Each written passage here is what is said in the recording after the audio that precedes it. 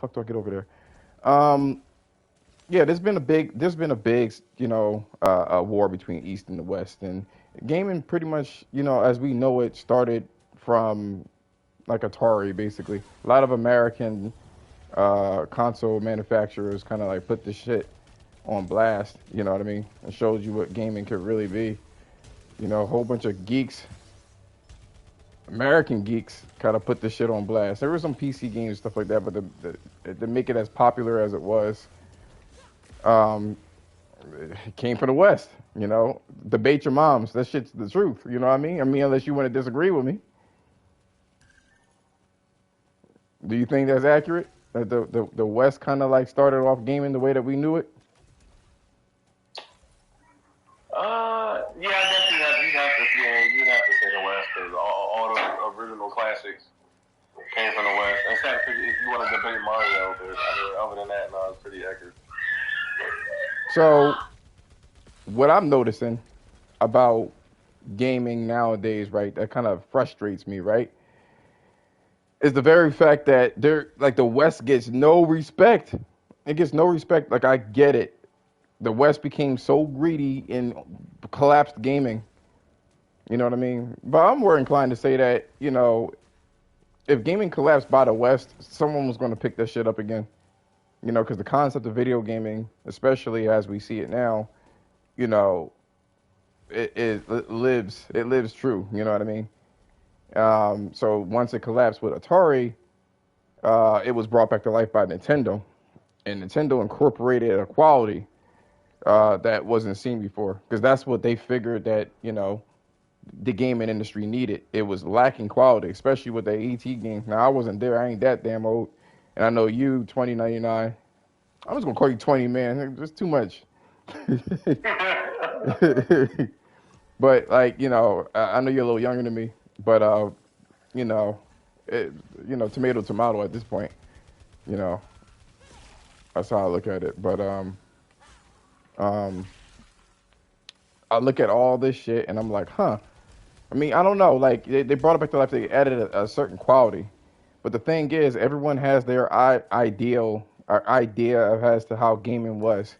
And Nintendo at the time, kind of like they did the whole quality thing, and and what was lacking is that people still kind of considered gaming as kind of like a toy, and it couldn't really be ever viewed as something serious. It was something for young kids and stuff like that. And they kind of Nintendo did that in marketing and kind of instead of it being for kind of like a recluse and things of that nature, man, they kind of got it to a point where they, you know, they made it so that they will always have money. They actually targeted kids, uh, kids and Christmas and stuff like that because that's where the money is at. Especially back then, that's where the money really was at. You know, and they succeeded. But Sony came into the fray and made it actually popular for everybody. They made a system where it was essentially, not just for geeks. It was a console for everybody. Which I Don't like. skip Sega. Say again. I said, don't skip Sega. Well, I mean, Sega's contribution was to make it cool. I think Sony contribution was to make it for everyone.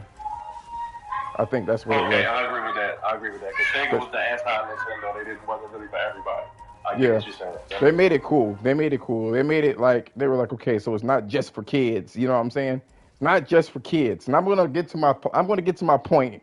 You know, for the people that are listening or what have you. I'm gonna get to the point because I feel like it is definitely important to say.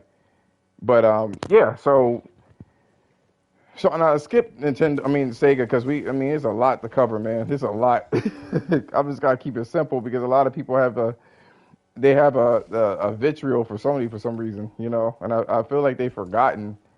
Oh no! Oh no, I lived. um, they got a vitriol for Sony for whatever reason. I guess because they ain't making the more Weeb games or whatever. I don't fucking know. Whatever the case is, they don't like them like that. You know. Um, but yeah, Japanese started regulating the market like crazy back in the 90s.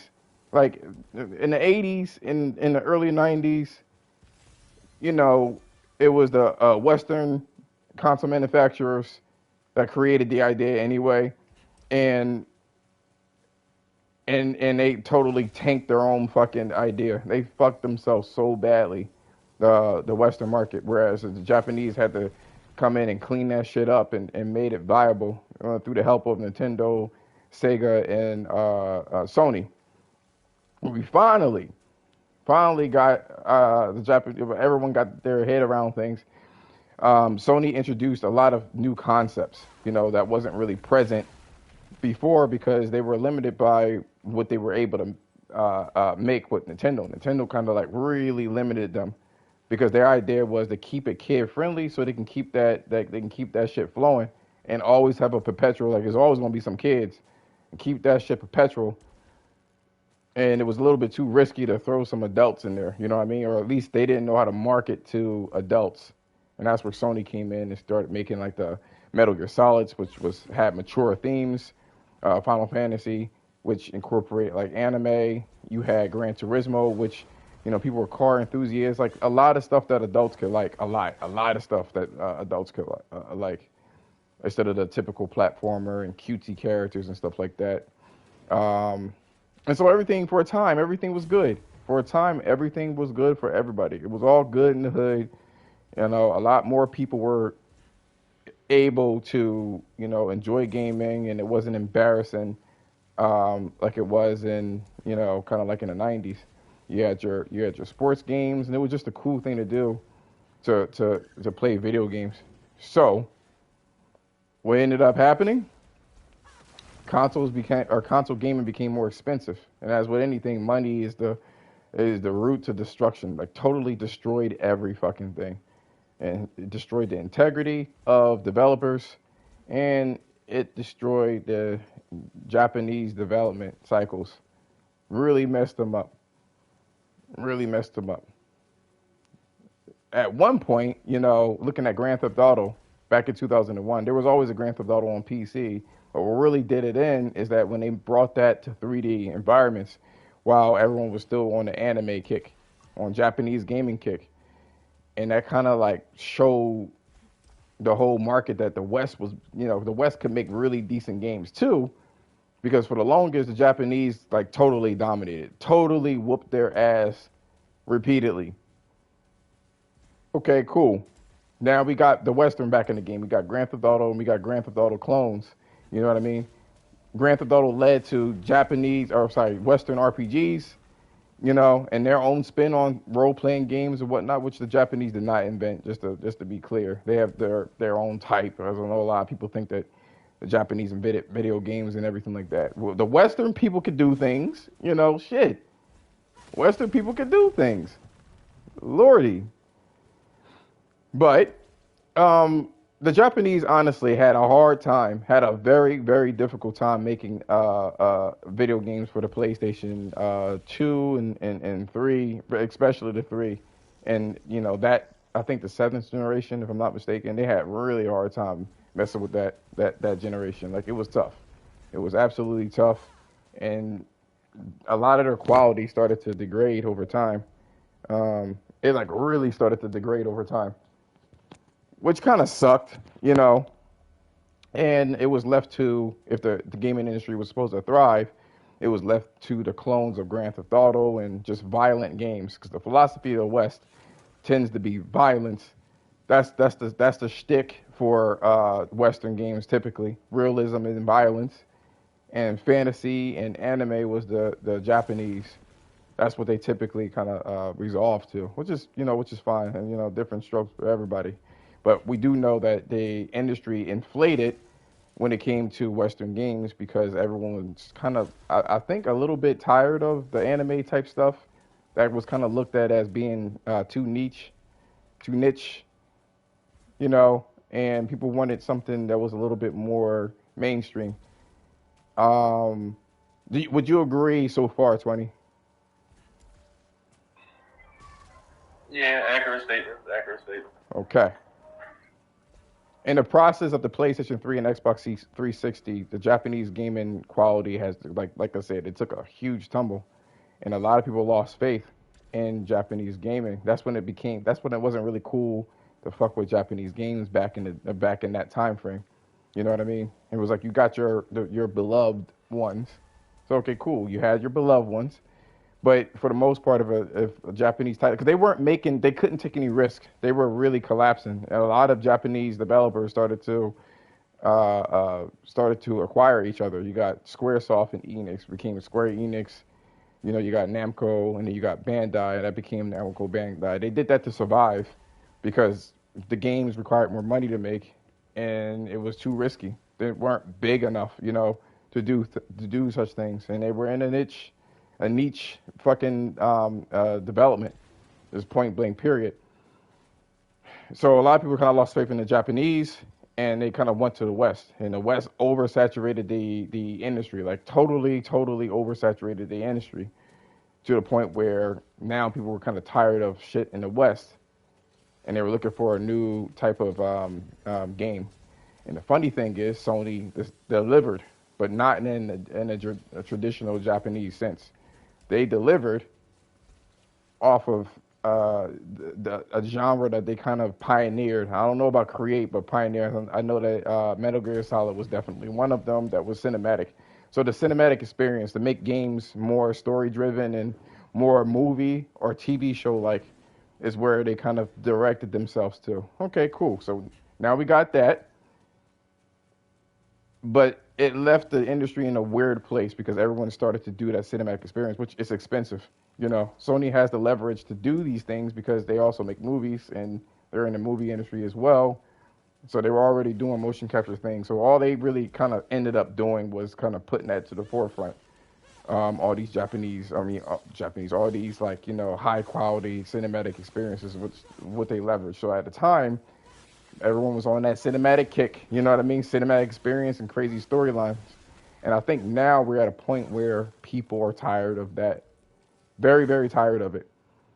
But there are a lot of old school people that's in the industry, right? People that are 30 and up that they're not used to these evolutions that's going on with the industry. They're not used to that shit. They kind of want things to be old school, you know, old school type games, which were basically for the last 30 years Japanese run.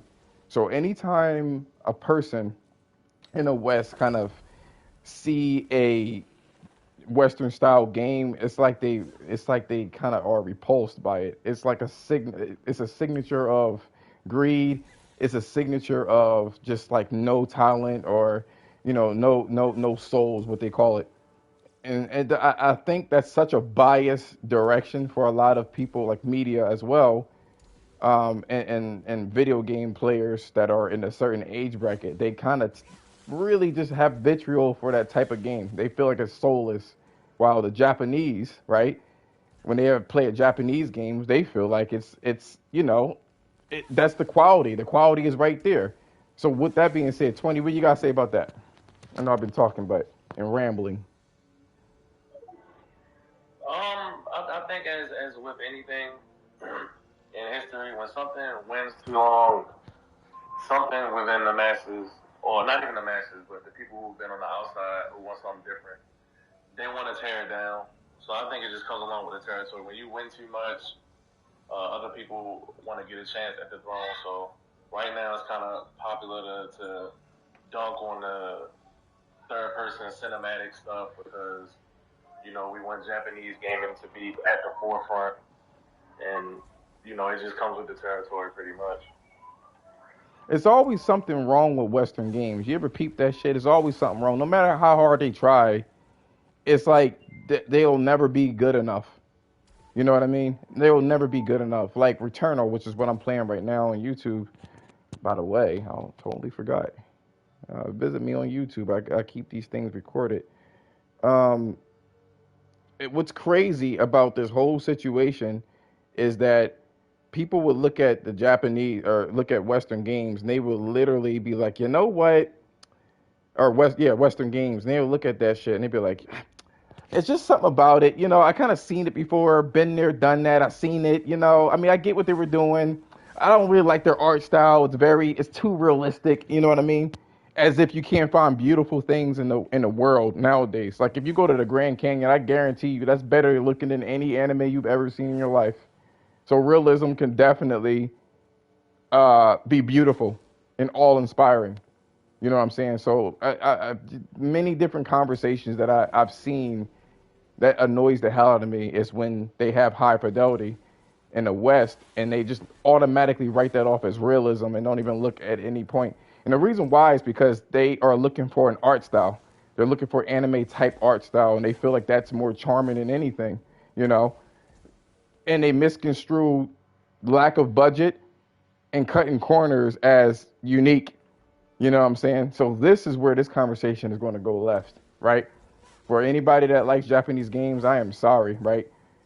But I'm going to tell you right now, you've been playing the same game for 30 years. You've been playing the same storyline for around 30 years. Don't believe me? Take any RPG, right?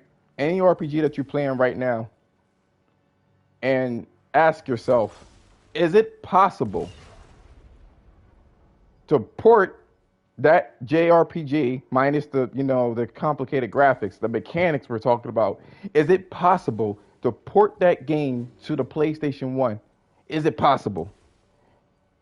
If your answer is yes, okay, so for instance, 20 is playing The Last of Us Part 2, right? And he's playing that currently. You couldn't port that over. One, the AI for your companions isn't possible. So mechanically that doesn't work, right? Number two, the AI for the characters that you shoot, that doesn't work. It relies on motion capture and face record, all that motion capture and everything else. None of that will feel like the same game, and a lot of the mechanics that are in there can't be ported over. But you know what can? A Japanese game, a Japanese RPG. Tell me I'm lying. Tell me I'm being a fanboy. Now don't get it fucked up. My favorite game of all time is actually not even an American game. My favorite game of all time is one of them is Tomb Raider, and the other one is Shadow of the Colossus, which was made by a Japanese developer. So it's not all Japanese developers. Before people start playing semantics and claiming that I'm a fanboy, start cutting words out and start fucking screenshotting bullshit just to prove a fucking point. You know what? For whomever is screenshotting shit, why don't you go ahead and cut this part out and then share that shit and then try to spread your message? So let me just put that out there in the open. I know motherfuckers be listening. You know what I mean? Player hating on the sideline and shit. I don't be doing that shit to you, but that's okay, right? You want to speak about what I'm saying? Why don't you jump into space, whoever it is? With that being said, ask yourself, can you port that shit over to a very old piece of hardware? And if you can, how can you possibly say that they are still the innovators of the industry? Why don't you just admit it and say that you're just biased? Why don't you just admit it? That's cool. You could be, look, you could be biased. That is all the way cool. No one's saying that you can't have a preference. No one's getting mad at you about your preference. But tell me this. If their game can be moved all the way to the PlayStation 1 and desequelized and then put that shit on the PlayStation 1, then what is the innovation? So, okay, I got you. I know what you're going to say next. Oh, it's not just about graphics. It's about the feeling and the art. Okay, cool. Now we're going to talk about storyline. There's a lot of people that are weebs that will sit there and say that a lot of Western games, the storyline is just not innovative enough. It's just not innovative enough. That's what y'all will say, right? Okay, cool. Bet. I got you. So when you play these Japanese RPGs, is that not an offshoot of some type of anime?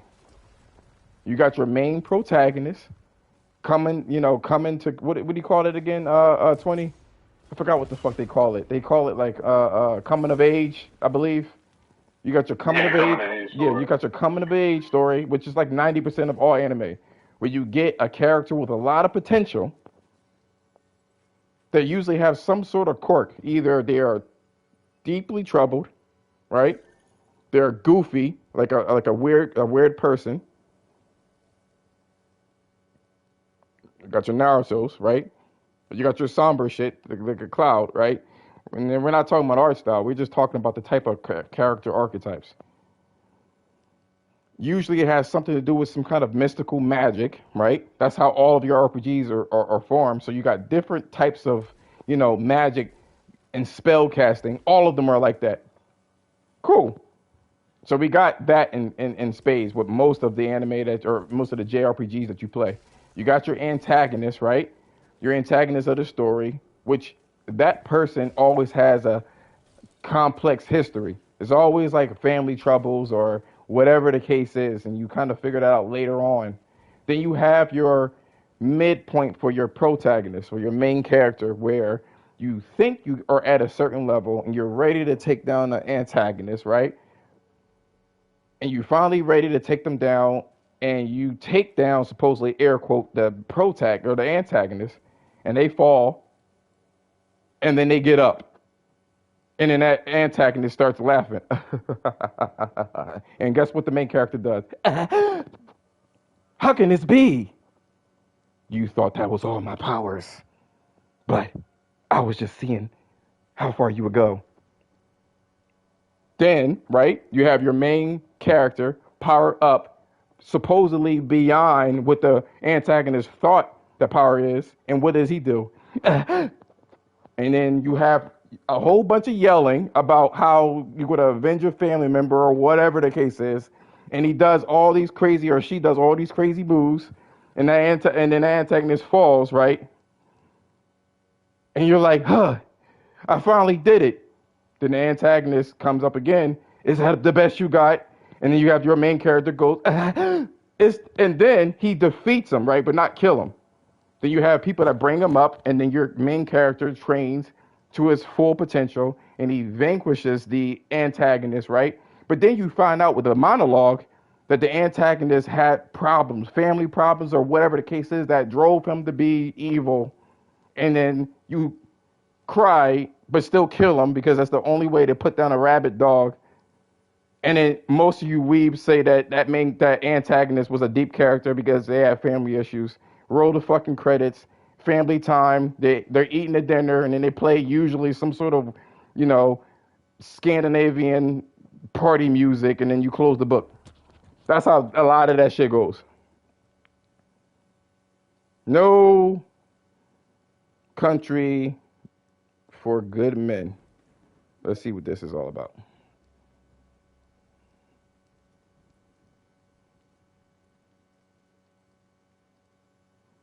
No country. What's going on? Yeah, I was actually wondering if you were just talking about JRPGs or Japanese gaming in general.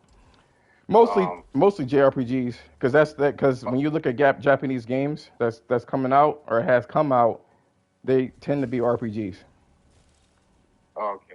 or graphic Um, novels.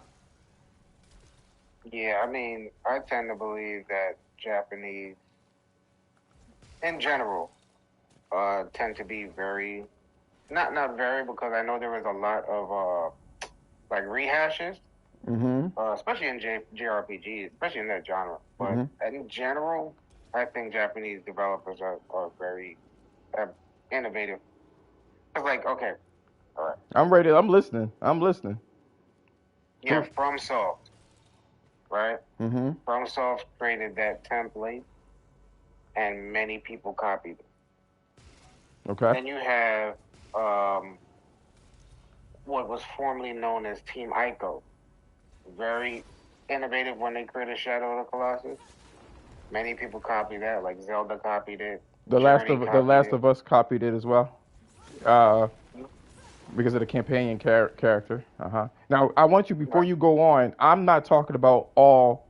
This is a gross generalization. General Day. Yeah, I know there's outliers. Specifically, a lot of the stuff that Sony works with and makes yeah. when they were doing Japanese games, a lot of the shit that they've made is more innovative than anything that has come out in the last 30 years. when they had their Japanese team. I think the problem you're having is mainly the JRPG section. Now I want to tell you And this too before you even go on. I'm You sorry might for need a cutting you off. job on this. yeah, I apologize for saying this. Right? What's going on, Kerr? Here's the thing, right? The template for the Souls games was in the '90s with Kingsfield. okay. So it's not like, Kingsfield, yeah, they did that genre, and it was a first-person shooter that had the same type of class systems and stuff like that. So even from software, when you looking at their Souls games, that's not even that innovative because it's coming from Kingsfield. the reason I feel Kingsfield is different is because I don't think It's a first-person shooter. it was first person, yes, but I don't think the attacks were as deliberate and had as much weight as it does now. Well, that was the I think, prototype, you know what I mean, for the Souls yeah, games yeah. specifically, you know what I mean? And let's be serious. Not all From Software games hit. I believe they made a 360 game specifically, and that no one liked that Yeah, fucking game. yeah. I think it's a weird. I think it's a weird thing. I don't think it's weird. The question you're asking. I think it takes a lot of study to really look at it because the West has a lot of rehash, and the East. The problem is, I think a lot of Japanese RPGs are very, very, very, very similar. They Right? are, As far and as the turn based, they don't do a lot with turn based. or even They don't do even action. And I'll say this too, and I just want to, and I don't want to, I don't mean to. I'm sorry. I'm just adding no, more layers because again, I'm just kind of monologuing until somebody stops me, really. But like yeah, in this particular case, right?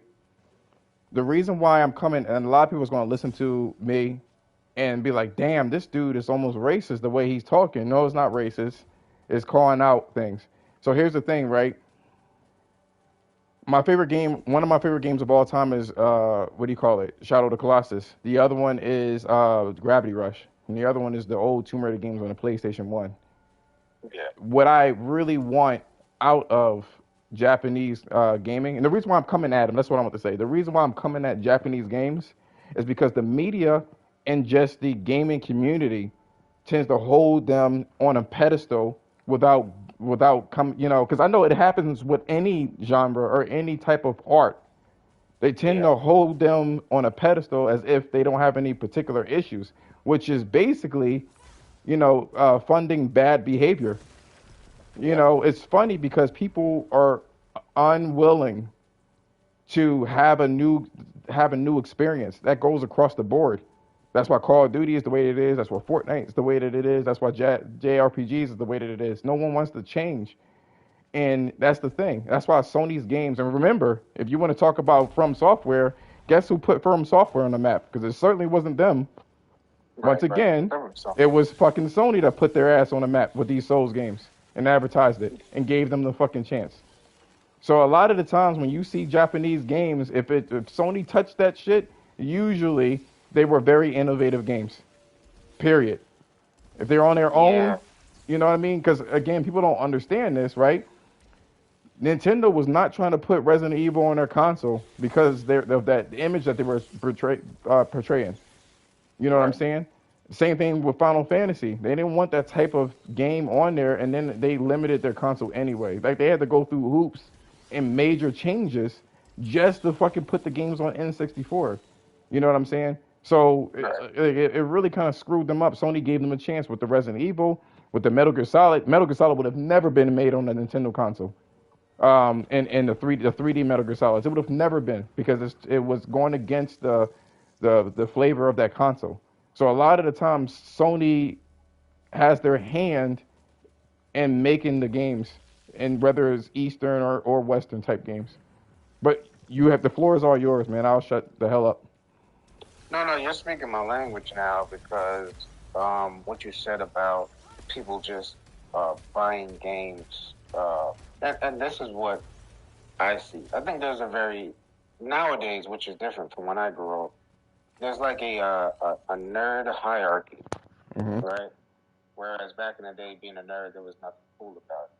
But now, like I grew up when I was watching anime, and when I said I was watching anime, meaning every now and then there'd be a cool anime, and I'd watch the whole thing. Like I'd wait week after week after week to watch it and try to complete it.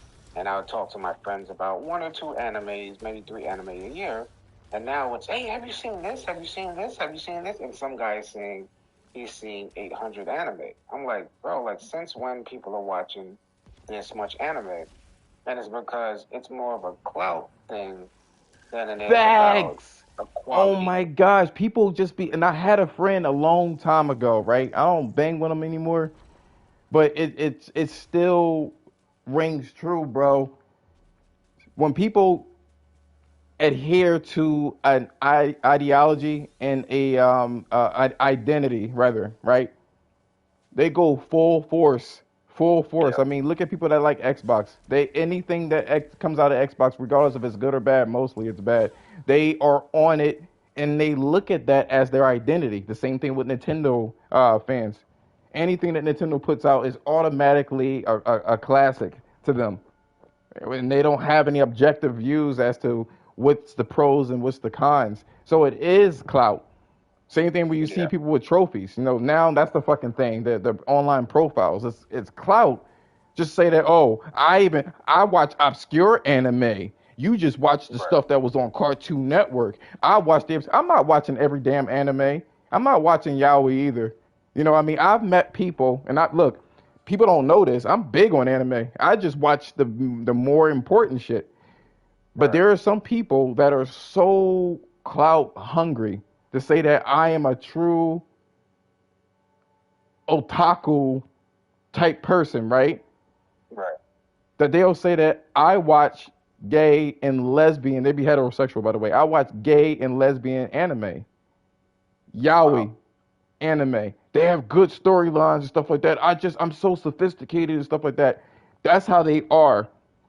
They would go against everything in their soul just to say that they love anime and I'm better than you. I'm the anime connoisseur. You're not on my level. It's kind of rough because I'm not trying to start a hierarchy either, but when I was a nerd growing up, it was a shame. I had to hide this stuff.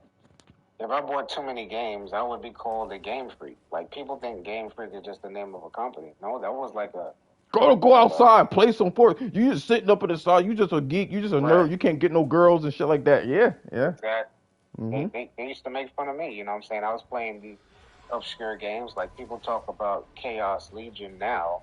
At the time, Chaos Legion was very obscure. It was a very obscure game. You would have to go to the game store, look at the back, and say this looks cool, and then play it. You know what I'm saying? You know, I didn't grow up rich, so if a game sucked, I had to play all the way through it. And sometimes I learned to really like a game.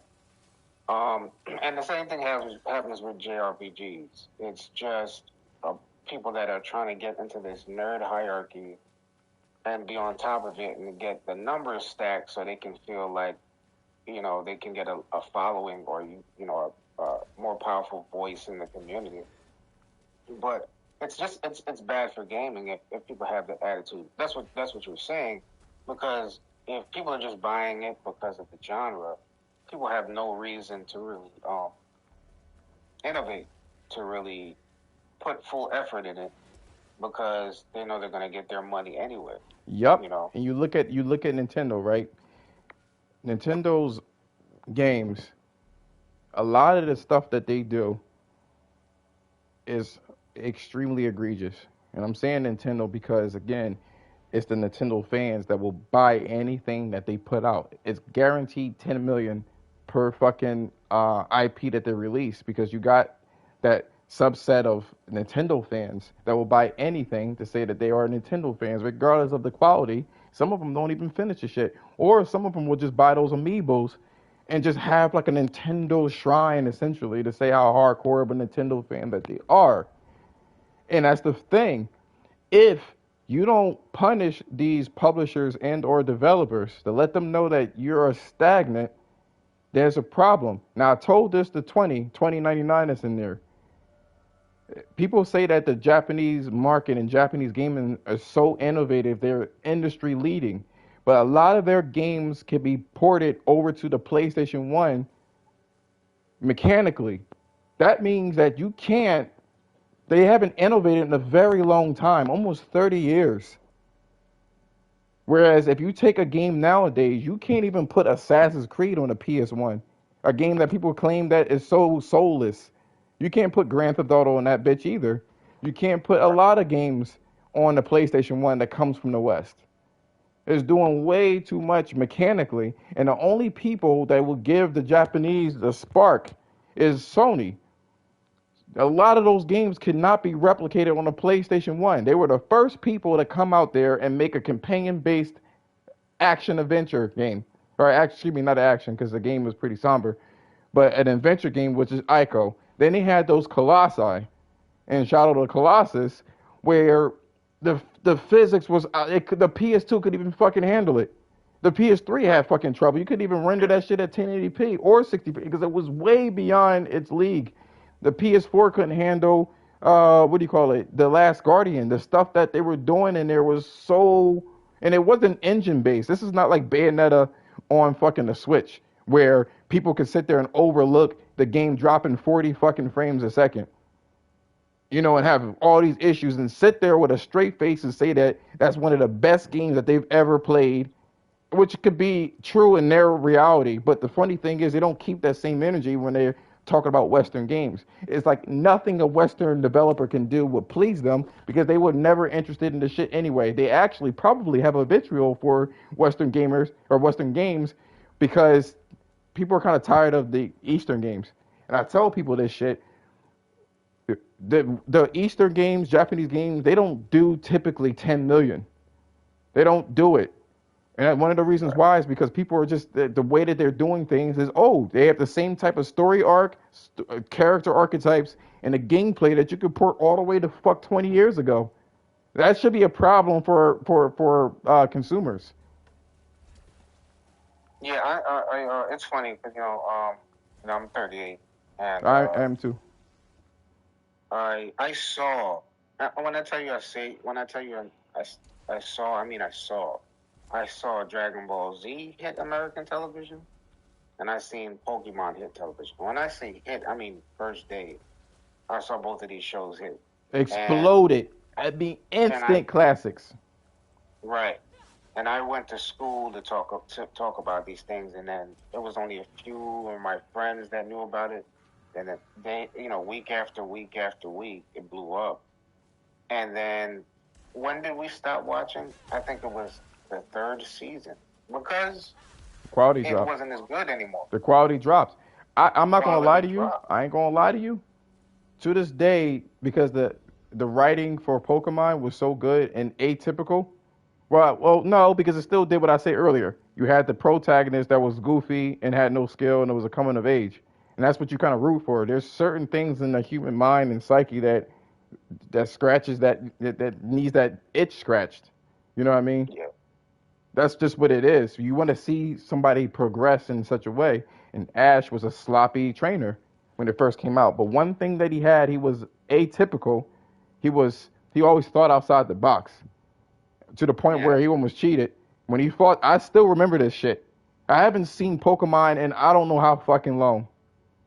Right? But I always remember the episode when it came to the Onyx and Pikachu, which they don't even. Pikachu was completely outclassed. He shouldn't have won at all. Right.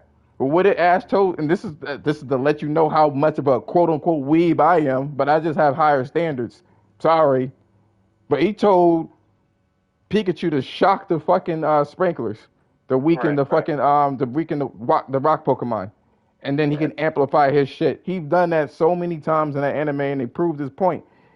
That you can think outside the box and win shit. You don't have to be the smartest or whatever the case is. He became really good at it over time.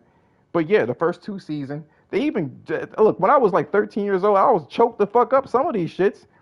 Like when Pikachu didn't want to listen to Ash for the first episode, he was like, yo, this dude is lame as shit, man. I ain't listen to you.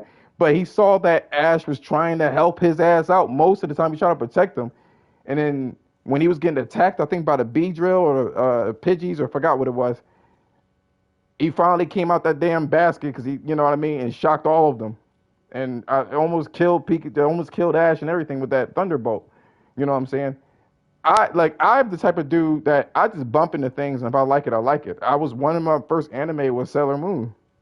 Right. Yep. Me too. Me Then too. even fucking I didn't know what it was. It was Magic Girl anime. I didn't know what it was. I thought it was cool. I like astrology. I like planets and all sorts of shit. You know what I'm saying? Transformations were dope. It looked crazy. She was an atypical fucking character as well, where she was goofy, right? Right. And actually, she never really did anything. It was always Tuxedo Mask that kind of put her like gave her some confidence, or he interrupted the fight. You know what I mean? So, but regardless of the matter, I watch a lot of shit. I am a fan of Japanese culture, but I will never be so silly as to say that I'm just going to like it just because I identify with it. I don't identify with it. I like it. It's a different story. That's a difference. I don't pride myself in that. That's why I don't got no fucking profile picture of an anime character. I don't need one. I don't identify with anime or games or whatever the case is. I am me, and I like what I like. That should be what it is. Right. Yeah. Yeah. It's a very much a quality thing for me. Like I said in another space, there's nothing I hate more about gaming than buying a bad game. So I'm not gonna go when I'm preparing to buy a game, meaning I saw this game last year, I saw a trailer, I've been following it, I saw the review, and then I contemplate whether I'm gonna buy this game. That's how I buy games. I don't just buy it because this is the genre and I want to say I love this genre, so I'm gonna play all the games of January and February of this genre, right? Like JRPGs, I'm looking forward to three. It's Grand Blue Fantasy, Sea of Stars, I'm sorry, Mutant Chronicles, and maybe Final Fantasy 16, right? And I'm still going to be looking at those games. I'm not just going to buy them. You know, because like I said, I hate buying a bad game. Um, so I don't know. Some people don't have that attitude. Some people are just like, I'm going to platinum everything I can touch and then bring it to Twitter and say, listen, I have all these platinums. Like, I don't care what anybody says. Nobody grew up gaming like that. Before trophies, nobody grew up gaming like that. We didn't know about the games. We saw a cool commercial. Oh, that looks cool. That looked dope. We sometimes when the magazines were crazy back in the day, like when you can get really good at magazines, they would have like previews and or demos, right? And we would base it off of that. Sometimes it was a hit. Sometimes it was a loss. Like what is it? Tomb Raider, Angel of Darkness. I was a huge fan of that. Well, I was a huge fan of the Tomb Raider series, and I can see the hive mind back then because they were always complaining back in the day, right? Another year, another Tomb Raider, because it would come out annually, right? And just because it was a Tomb Raider game, they would shut down anything that it did because it was the cool thing to say. It was a cool thing to like Japanese games like Ocarina of Time and Majora's Mask and you know what I mean, Final Fantasy 7, 8, and 9, and Grandia 2. It was cool to like those things, and people follow through. People don't, they act like they don't have their own mind, is what they act like. They act like they act like they don't have it, but like sometimes like it is. This is a win, sometimes it's a loss. When I finally got my hands on Tomb Raider Angel of Darkness, it was an incomplete game. I mean, we're talking about like 40% complete. It was bad in terms of that, and it was a miss. Sometimes you win some, sometimes you lose some, but it made me a more careful purchaser. Right, yeah. I'm not going to sit there and just buy things just because someone told me A. It has to have some prerequisites. You know what I mean? And it is what it is. But you get these people. That's why I said that platinum games or platinuming games don't mean shit to me. Niggas was platinuming Barbie games on the PS3 just to say that I have a certain level. Or better yet, a lot of these platinums you got to read online for, which I don't respect anyway. If you got to read online, I think that's a poor platinum to try to figure out like how to do it. That's for me, platinum game, it has to be really good game. I mean, it has to be my platinum means A, that they're not padding their game, Yeah. and B, I want to show my love for that particular game. One of the things I do know is that Sony is recording all the platinums. They're understanding that when they release a game and they put all these high production values in it, that 2%, 3% are actually like, finishing the game. So a lot of the times, Right. like a lot of people, when the games were shorter, it was because I'm not going to put that much fucking money into it because y'all barely finished this shit anyway. What y'all going to do, especially with the PS3 and 360 era, when I try to make an innovative game because the media didn't tell you that it was a good game, right? You don't even finish it. Call of Duty gets finished like a motherfucker. That's like, what is it, like 70% completion rate? That always gets finished. You know what I'm saying? So, okay, cool. So why should I put that much money in there? Which was the problem with Shadowfall, by the way, Killzone Shadowfall. And Killzone was Yeah. one of my favorite games. And that's how I figured that they do that. I think Sony mentioned that they can see the completion rate. So they make these storyline bombastic games where you can follow and you have no choice but to complete it because the storylines they put a lot of effort in the story to make it engaging and stuff like that. So you have that shit in there. All right, fine. But to me, when somebody goes online and asks me, "Show me your papers," like it's fucking Germany and shit, like I don't give a fuck about that shit. That don't mean like I've been gaming way longer than the PlayStation PS Live or what is it, PlayStation Plus and Xbox Live existed. I can go all the way to fuck back to ColecoVision if you want to take it there. I still got some of the shit that's laying around somewhere. I don't need to show you my PSN, and nor do I care to. That you getting the platinum don't mean the motherfucking thing to me, and I don't care about your platinum. I don't care what it means. The actions speak louder than what your platinum is, and you get a lot of these Yeah. people that are so used to Japanese gaming.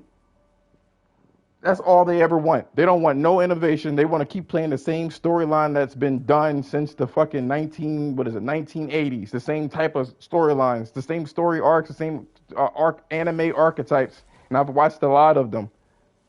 You know what I'm saying? They have a lot of these archetypes and shit like that. And then the gameplay, what happens? When you play an RPG, you got these weird running fucking party characters, right? Usually about, was the three or four, and they run weird as shit, like extra exaggerated. And then they hit a certain area, the camera spins around, you get put into an arena. And then all of a sudden, on the bottom left hand side of the screen, you get like a fucking roll of options that you can do commands, and then you can either, if it's turn based, it'll just do it for you. You have to wait your turn, or if it's active, you do a whole bunch of slices or whatever the case is until you're done. You still got to look active fucking timing and shit like that. They've done everything in turn based that you could possibly do. That you can't innovate anymore. But the games are You know, so yeah. Go on, my bad. one game that did innovate. I don't know if you played it. A game called Child of Light. It was made by Ubisoft. And I don't know why anybody didn't steal their turn base, because this was my issue with Pokemon. It didn't replicate the cartoon. You know what I mean? Like, No, turn base nope. is fine, but they had this meter on Child of Light where your attack is gonna go when the meter hits your icon. So you can interrupt. You can do a whole bunch of stuff like that. No one really stopped that. They tried innovation, but not It don't every matter. game At least they does. tried. You know what I mean? Sometimes that shit hits Yeah. me. You want to know something? I'm gonna go into this one, right? You want to know something that's funny? Um, you know how everybody likes the heist for Grand Theft Auto? Yeah. Yeah. The Getaway Black Monday already did that shit in 2003. Wow. You had and the multiple characters that everybody that say that Rockstar is innovative with, right? You know what I'm saying? They already did that also with that game because you were able to play Sam, which was the girl that could do technical stuff. There was the boxer, which was Eddie, and then there was the police officer or whatever the case is. Um, and and you had all these different like types of characters, and it did almost to a T what Rockstar did. You know what I mean? In terms of what do you call it? That type of switching characters and stuff like that, that role play and shit. So when I play a game, I'm a little disenchanted because I've seen a lot. Going back to your Pokemon analogy or whatever the case is, they could do a lot. They could have had it like the anime where they created puzzles in the arena, such as the sprinkler system when you were fighting Onyx or whatever the case is. You know what I mean? They could have done a lot. but they kept it a turn-based, simple-ass game. And guess what? All the fans of fucking Nintendo and shit like that don't want things to change because they're afraid that if they innovate, right, it's going to be too much for them and they're going to make the game sloppy. That's not your problem. You know what I mean? That's up to the developers to make something innovative to the point where, they do something, decent. You should be wanting something to be decent. You know what I mean? And it's like somebody mentioned that shit. What was interesting to me, they like a lot of these weebs have the most to say about gaming, yo, but don't say anything. They quiet like a fucking mouse when it comes to their favorite games, and how fucking Bayonetta and Pokemon didn't even innovate, and how your characters is falling, in the level and shit like that. They fall in the ground. You don't say nothing about that shit. Oh, I'll get it. They tried. You know how much money fucking Pokemon makes, and that's the best you got? Bitch, hire some more people. It's just, it's crazy. Yeah, it's like, what is the name of that thing? Video games have become the new Silicon Valley, right? You know how like when internet was taking off, all these companies wanted to get involved and everything like that. Now we're seeing that's what video games do. You got all these Amazon wants to get involved, Google wants to get involved. So when you turn on your PlayStation and you see all these games, it must be thousands now. Right. And you just look and you look and you look and you look and you're like, damn, like out of all these games, I might want to play 2%. You mean on the store? Yeah. Okay. You know what I mean? Yeah, right. So you gotta imagine how many games that are playable on these systems, these current systems now exist. And I don't want gaming like that. How do you mean? How so? Oh, wait, before you go on, yo, 20, yo, what's going on, man? We've been talking the whole time, man. What you guys say? Oh, like y'all have some good dialogue, man. Y'all boys keep talking, spitting facts, man. Y'all making some good points, man. All right. Yeah, I go don't on, want Cinch. a lot of shovel. I Okay. don't want a lot of shovelry on. You Got know what I you. mean? Like it's kind of like when you turn on Netflix, and I think Netflix is better than gaming. Like I can Facts. find a show I like on Netflix out of the blue easier than I could find a game on PlayStation out of the blue that I like. If I like a game on PlayStation, Xbox, or Nintendo, that means they presented it to me really well in the trailer a few years ago, and I've been following it for years. Most of the games I played, I've been following it for years because it did something that rarely happens to me. It stood out, and it looked really good. 90% of the games that come across my face, I am not interested in. Why is that? Because there's not a lot of innovation. There's not a lot of ambition, right? What about Japanese games? Japanese games are pretty. They have their hands in that. They have blood on their hands when it comes to that. Okay. They definitely do. There's definitely a lot of JRPGs because every once in a while, maybe once a year, I go on a JRPG frenzy, meaning I want the weebiest of weebiest JRPGs, meaning like a overworld map. You know when they got the little chibis walking across the map, that type of stuff with the party, and you know what I'm saying, and the turn based, and you know what I'm saying, and every now and then I want to read the dialogue. Every once in a while I do that. So I go through a spree because I got like a PC. I got a pretty good PC, and I did that this year, and I only found a few that I really like. This game looks good. I bought one, even though it was an old one. I bought one, and I was like, I don't like it that much. It's called I remember the name of it. It's on Steam. It's called Star Renegade. Okay. Maybe later on in the game it'll be good. Right now, it is not that good. It's really, maybe it's a slow burn. As opposed to, I know not everybody likes it, but Deathloop to me started off pretty well, played pretty well. Maybe not the greatest game in the world, but they give you something that you like, pretty immediately, and you can work with that, even if it's not the greatest game. JRPGs are very, um, they're very, they're not great at engaging you immediately.